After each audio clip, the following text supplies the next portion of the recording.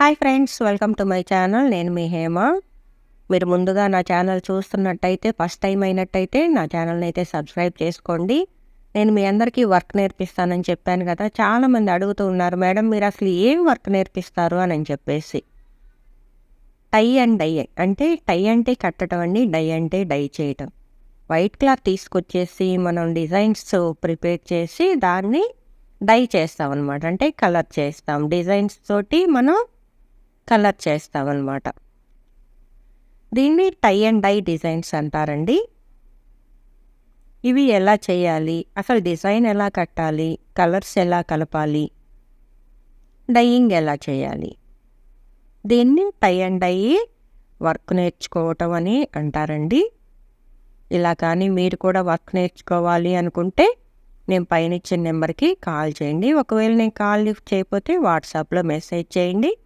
అలానే మీకు ఈ వర్క్ నచ్చినట్టయితే, మీరు వర్క్ నేర్చుకోవాలని ఇంట్రెస్ట్ ఉంటే ఎస్ అని కామెంట్ అయితే పెట్టండి. ఎందుకంటే ఈ వర్క్ చాలామంది నేర్చుకోవటానికి అవకాశం ఉంటుంది. మీ ఒక్క కామెంట్ చాలామందికి రీచ్ అవుతుందండి నా వీడియో.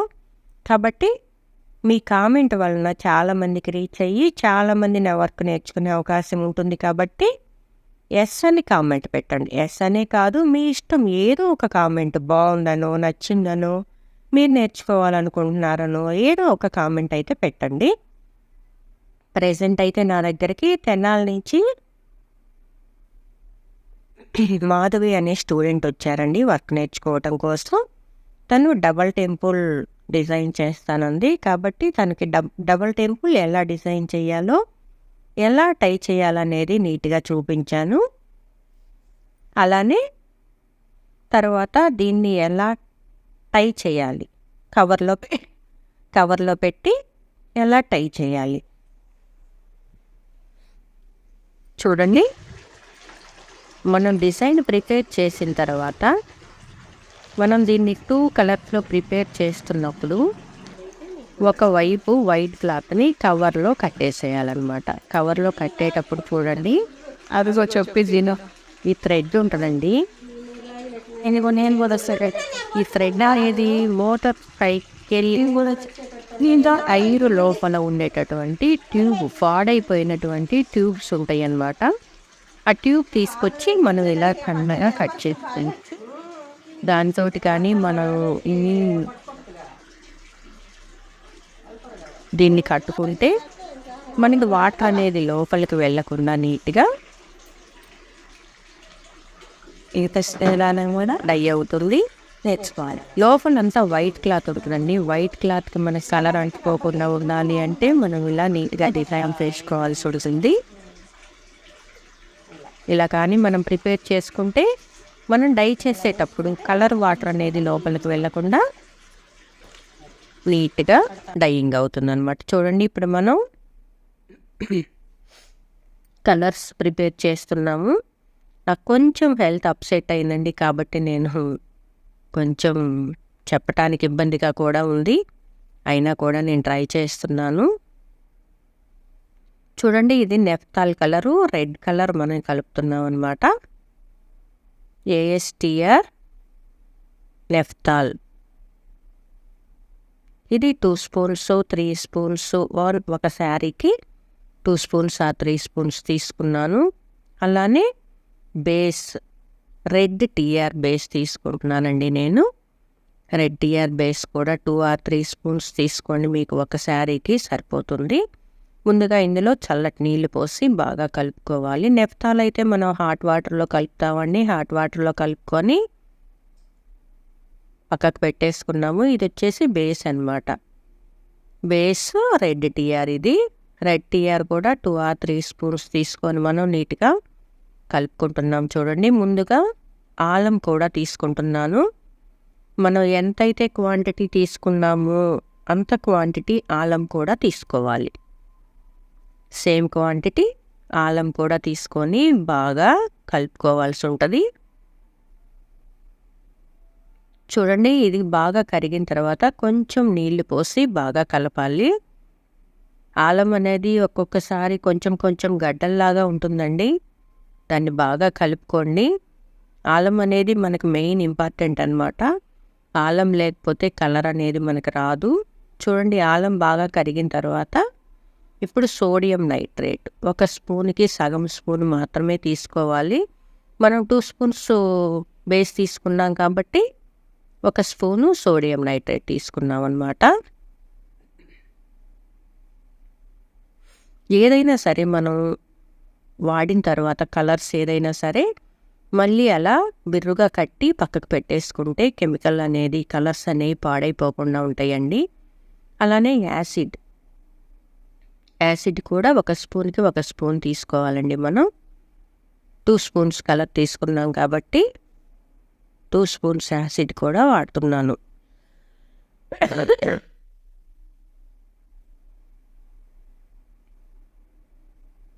ఓకే, ఇది బాగా కలిపిన తర్వాత బేస్ అనేది కొంచెం వడకట్టుకోవాల్సి ఉంటుందండి మనం. ఎందుకంటే పైన తెట్టెలుగా కనిపిస్తూ ఉంది కదా మీకు, అలా లేకుండా నీట్గా వడకట్టుకుంటే మనకి సరిపోతుంది.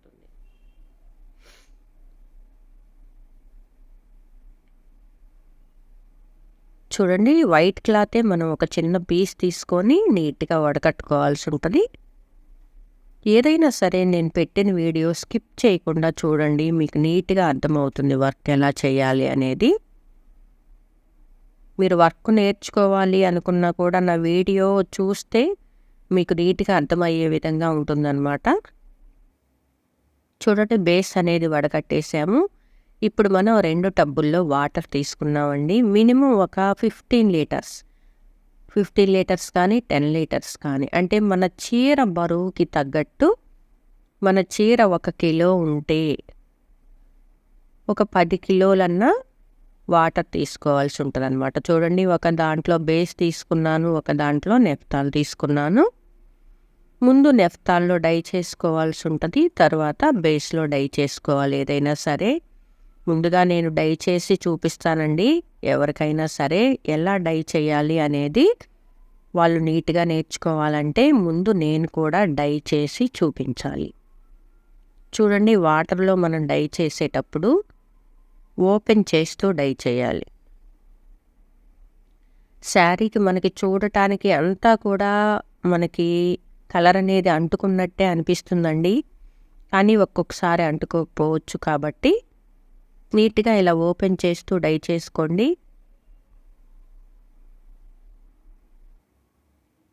ఓపెన్ చేస్తూ డై చేయటం వలన మనకి నీట్గా డైయింగ్ అనేది అవుతుంది. లెఫ్ట్ హ్యాండ్లో డై చేసిన తర్వాత నేనే డై చేయటమే కాదండి, నేర్చుకోవటానికి వచ్చిన వాళ్ళ చేత కూడా నీట్గా డైయింగ్ అనేది చేపిస్తాను. అలా చేయటం వలన వాళ్ళకి ఎలా చేయాలి ఏంటి అనేది నీట్గా తెలుస్తుందన్నమాట.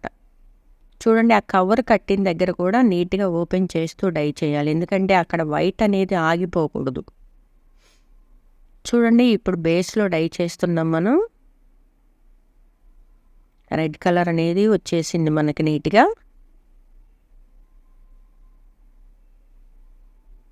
మనం రెడ్ టియర్ వాడాం కాబట్టి రెడ్ కలర్ అనేది వస్తుందన్నమాట.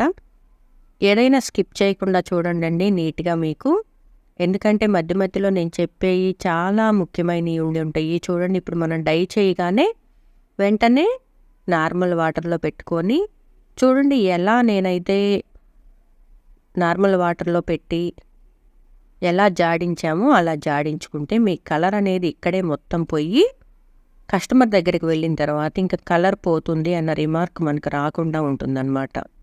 పోతే మనం ఇప్పుడు దీన్ని రివర్స్ చేసి కడదామండి, ఎందుకంటే మనం వైట్ని బయటికి తీసుకొచ్చేసి ఈ పింక్ లోపలికి పెట్టడం వలన ఇప్పుడు ఈ వైట్ వైపు మనం ఇంకో కలర్ డై చేస్తామన్నమాట.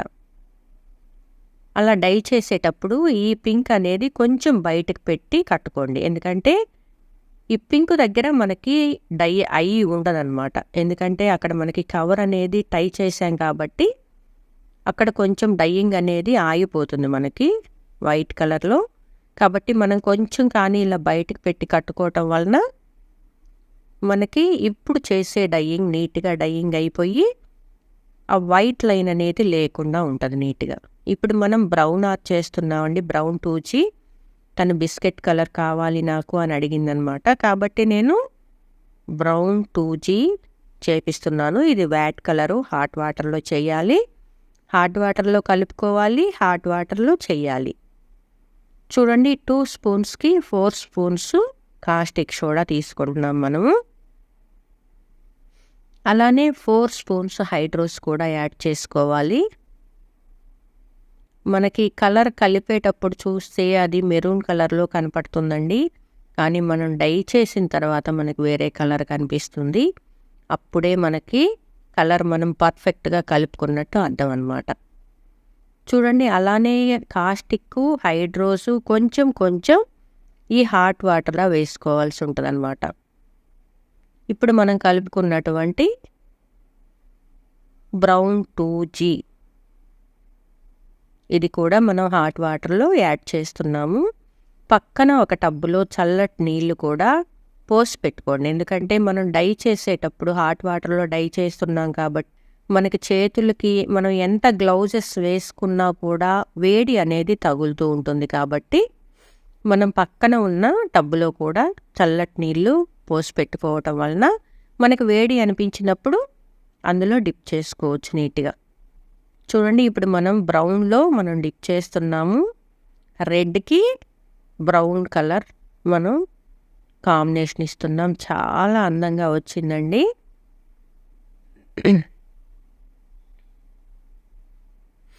మనకి ఇది రెడీ అయిపోయింది. ఓపెన్ చేసి చూద్దాం శారీ ఎలా రెడీ అయింది ఏంటి అనేది. చూడండి ఇది వచ్చేసి బ్లౌజ్ అన్నమాట. తను ఓపెన్ చేసేసింది. ఇప్పుడు శారీ కూడా ఓపెన్ చేసి చూద్దాం మనం. చాలా నీట్గా రెడీ అయిపోయిందండి మనకి ఈ శారీ. చూడండి డబల్ టెంపుల్, కింద ఒక టెంపుల్ రెడ్ కలర్లో, పైన వచ్చిన టెంపుల్ మనకి బ్రౌన్ కలర్లో, పోతే పళ్ళు కూడా బ్రౌన్ కలర్లో వచ్చేసామండి. చాలా అందంగా రెడీ అయిపోయింది శారీ అయితే. తను చాలా హ్యాపీ. పోతే అదే శారీ మీద ప్రింటింగ్ చేయటం కూడా తనకు నేర్పించానండి నేను. చూడండి ప్రింటింగ్ కలర్స్ ఎలా కలపాలి, ఎలా ప్రింటింగ్ చేయాలి అనేది కూడా నీట్గా తను నేర్చుకుంది. మీరు కూడా ఇలానే వర్క్ నేర్చుకోవాలి అని ఉంటే నేను పైన ఇచ్చిన నెంబర్కి కాల్ చేయండి. వర్క్ ఒక యూనిట్కి సంబంధించి ఏమేమి వర్క్ కావాలో అదంతా కూడా నీట్గా నేర్పిస్తానండి. ఇక్కడ నేర్పించేది నేను కాబట్టి మీకు ఇబ్బంది లేకుండా ప్రతిదీ కూడా నీట్గా నేర్పిస్తాను. ఒక ప్రింటింగ్ అయినా, డైయింగ్, రోలింగ్ అయినా ఏదైనా సరే పర్ఫెక్ట్గా నేనే నేర్పిస్తానండి. చాలామంది అడుగుతూ ఉన్నారు, మేడం మీరు జెంట్స్కి కూడా వర్క్ నేర్పిస్తారా అని. లేదండి, ఇక్కడ నేర్పించేది నేను కాబట్టి జెంట్స్కి అయితే నేను నేర్పించలేను. లేడీస్కి మాత్రమే నేను వర్క్ నేర్పిస్తాను. కావాలంటే మీ లేడీస్ని తీసుకొని రండి, ఇద్దరు కలిసి నేర్చుకోండి. ఓకే. చూడండి చిన్న చిన్న డ్రమ్స్ వేసేసాం మేము శారీ మీద చాలా నీట్గా. 3 కలర్స్ తోటి మేము ప్రింటింగ్ అయితే డిజైన్ చేసామండి దీని మీద. బ్రౌన్ కలరు, పింక్ కలరు, పోతే బ్లాక్ కలర్ కూడా దీని మీద యూస్ చేసామన్నమాట. చూడండి 2 కలర్స్ ఎలా డిజైన్ చేయాలనేది కూడా నేను తనకి చూపించాను. 2 కలర్స్.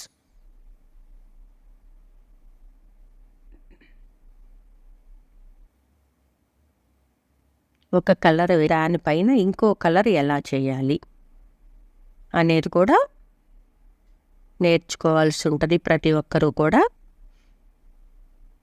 అలా నేర్చుకున్నప్పుడే వర్క్ కంప్లీట్ అవుతుంది.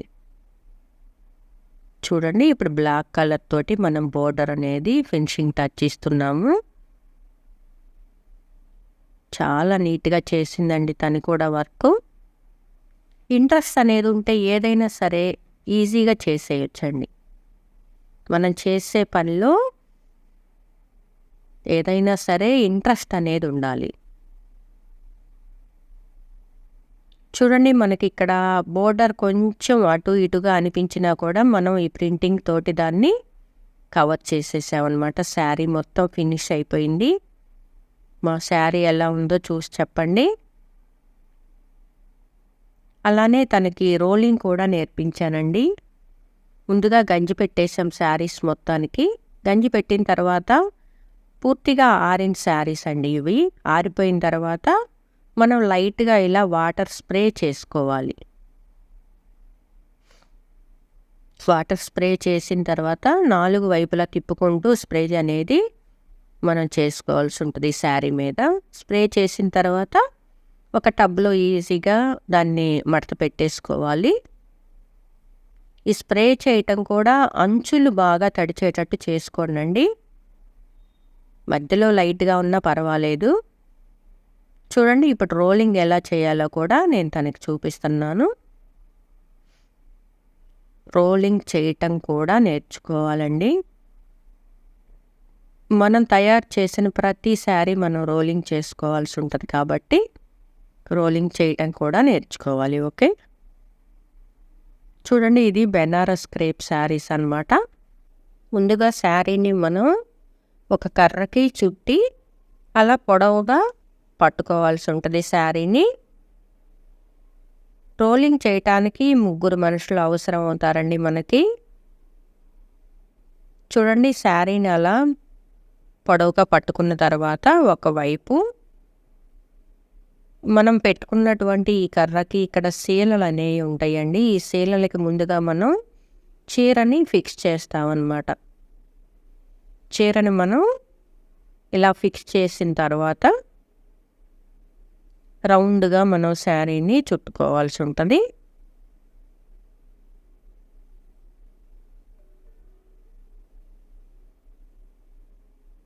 చూడండి ఇక్కడ మనం చుట్టుకోవాలి అంటే ఇక్కడ సేల్ ఒకటి ఉంటుందండి. రోలింగ్ కర్రకి సేల్ అనేది ఉంటుందన్నమాట.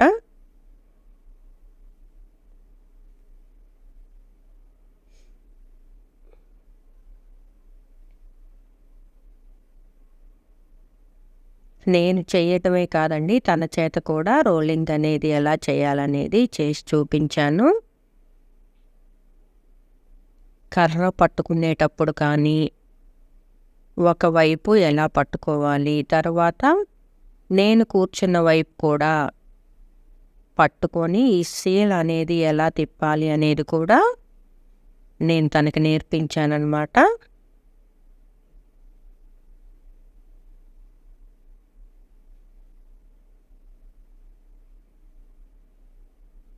ప్రతిదీ కూడా మీరు నీట్‌గా నేర్చుకోవచ్చండి నా దగ్గర. నేను చేసి మరీ చూపిస్తాను మీకు ఎలా చేయాలి ఏంటి అనేది. మీరు పర్ఫెక్ట్‌గా నేర్చుకుంటే చాలు. చాలామంది అడుగుతూ ఉన్నారు మేడం 2-3 డేస్‌లో మాకు వర్క్ అంతా నీట్‌గా వస్తుందా అని చెప్పేసి. నేర్చుకోవాలి అన్న తపన ఉండాలే కానీ మనకి నీట్‌గా మనకి వర్క్ అంతా కూడా వస్తుందండి. చూడండి ఒకరోజు రోలింగ్ చేయటం, మరుసటి రోజు దాని ఫోల్డింగ్ కూడా పూర్తిగా ఆరిపోయింది. చూడండి మనకి బంచెస్‌గా ఎలా కనిపిస్తుందో. ఆరిపోయిన తర్వాత అది ఫోల్డింగ్ ఎలా చేయాలనేది కూడా నేను మరుసటి రోజు మళ్ళీ నీట్‌గా తనకి నేర్పించాను. ఓకే. నా వీడియో మీకు నచ్చితే లైక్